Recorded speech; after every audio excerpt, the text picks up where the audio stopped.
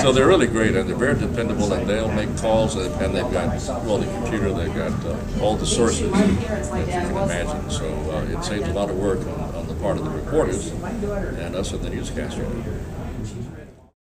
Reporters in their training should know what the limits are and what they can do, and so forth. And it's almost limitless, is what you can say.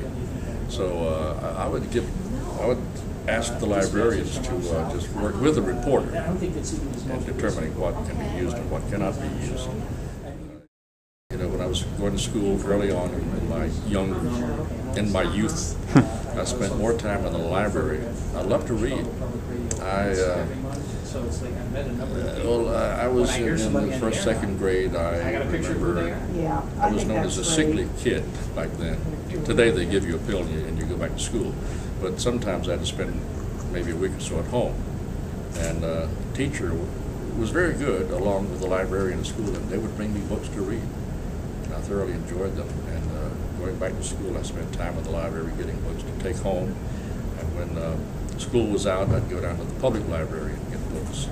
So I did a lot of reading early on, and from that, I learned to do research when I needed to. And I always tell young people who want to get into the business to read and read and read. To be a good writer, you got to be a good reader to begin with. And when I got to college and began working with the campus station, I met another student there whose name was Charles Kuralt. And Charlie, after I met him, I found out how little I knew about broadcasting, because he was so darn good.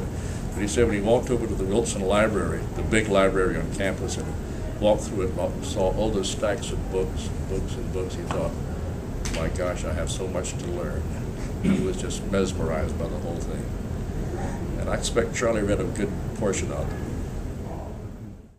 So we'll let the librarian write the message, and I'll do it, as long as it's clean.